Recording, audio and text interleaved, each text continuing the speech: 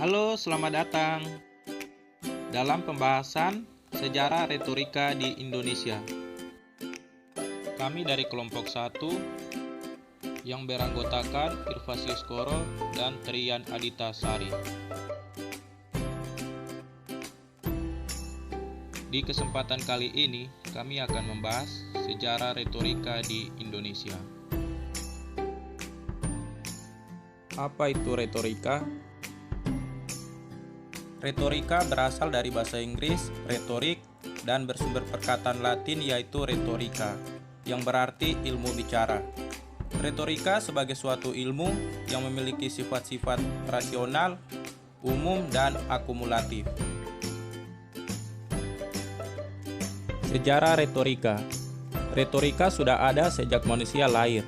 Namun, sebagai seni yang dipelajari dimulai pada abad ke-5 sebelum Masehi ketika kaum sofis di Yunani dari satu tempat ke tempat lainnya untuk mengajarkan pengetahuan tentang politik dan pemerintahan dengan penekanan terutama pada kemampuan berkomunikasi atau berbicara. Kajian retorika.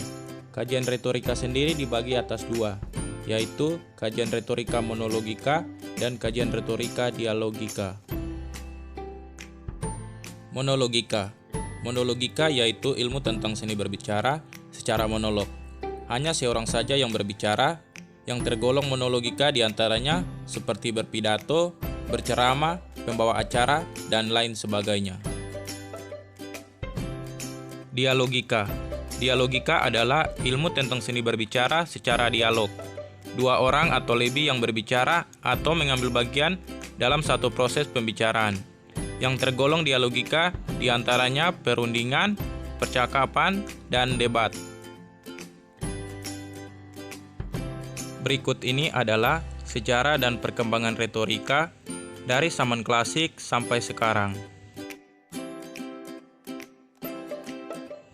Dari zaman klasik sampai sekarang, ilmu retorika pertama kali dikembangkan di Yunani. Saat itu, kepandaian berbicara disebut teknik retori, yang berarti ilmu tentang seni berbicara. Berikut akan diuraikan perkembangan ilmu retorika sejak zaman Yunani kuno hingga saat ini, dan perkembangan retorika di Indonesia. Zaman Yunani kuno. Sejak abad ke-7 sampai ke-5 sebelum Masehi, ilmu retorika telah dikenal di Yunani. Telah banyak ahli-ahli pidato saat itu. Pada mulanya, para ahli pidato di Yunani hanya berbicara dalam ruang persidangan.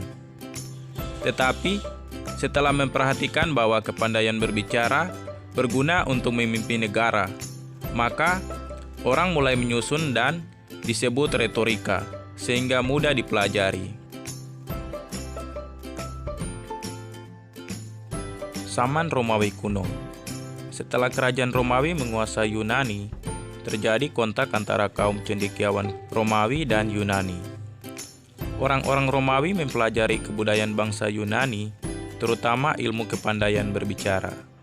Setelah mereka dibekali pengetahuan teoretis tentang retorika, mereka menyaksikan pidato dibawakan di pengadilan dan di depan publik. Abad Pertengahan.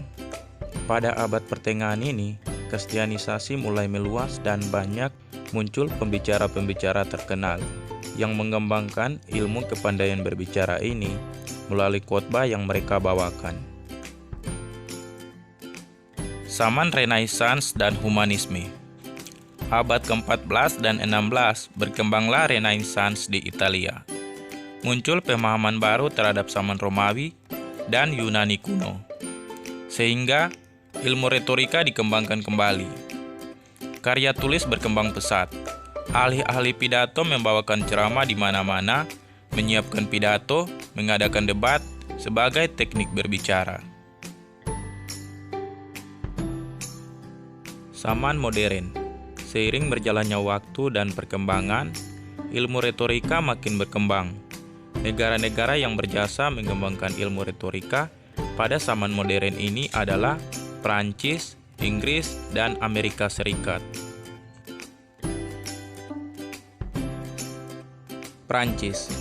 Gerakan humanisme di Prancis melahirkan penyair-penyair, pengarang, moralis, dan pekhotbah terkenal di Prancis. Sampai pada saat Revolusi Prancis, kepandaian berbicara hanya berkembang di rumah-rumah biara. Setelah Revolusi Prancis, ilmu retorika mulai meluas dan tersebar juga di kaum awam. Inggris. Ketika di daratan Eropa, khususnya di Jerman, orang berkecimpung dalam bidang puisi dan filsafat. Orang Inggris mempelajari ilmu retorika secara sistematis dan mengembangkannya dengan karakter tersendiri. Para pemimpin Inggris mempelajari ilmu retorika secara teliti dan melatih diri secara intensif dalam seni berbicara. Amerika Serikat. Kira-kira 200 tahun yang lalu, Amerika telah memiliki tradisi retoris. Nenek moyang bangsa Amerika adalah orang-orang yang pandai berbicara. Tanpa modal kepandaian berbicara ini, mereka tidak akan dapat mempersatukan bangsa Amerika untuk membebaskan diri dari kekuasaan penjajahan. Berikut ini adalah sejarah dan perkembangan retorika di Indonesia. Sejarah perkembangan retorika di Indonesia tidak lepas dari sejarah Indonesia itu sendiri. Sejak abad ke-16, masa penjajahan Belanda, terdapat tokoh-tokoh retorika Indonesia yang menjadi delegasi pada konferensi. Sebagai wakil Indonesia, tentu saja delegasi itu memiliki kemampuan berunding. Disitulah ilmu retorika terpakai. Perkembangan retorika saat ini bukan hanya alat atau komunikasi agar sampai pada arah dan maksud tujuan. Namun, ilmu yang dikembangkan oleh filsuf terkenal di masa Yunani kuno ini telah menjadi tuntutan profesi, syarat utama kepemimpinan, dan bahkan menjadi sebuah profesi tunggal seperti juru bicara, moderator, pembawa acara, dan lain sebagainya. Budaya kebangsaan kita.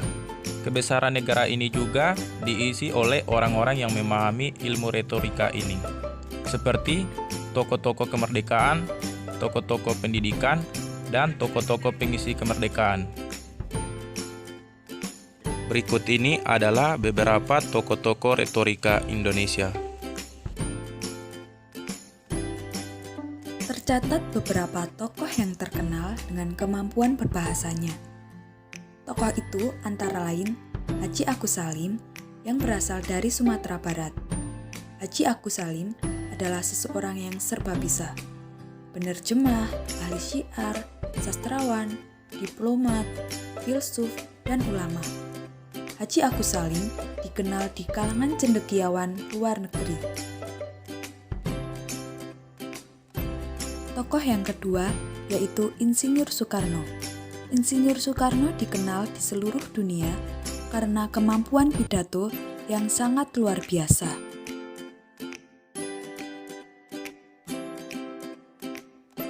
Tokoh yang ketiga yaitu Hamka, seorang ulama, aktivis politik, dan seorang penulis terkenal.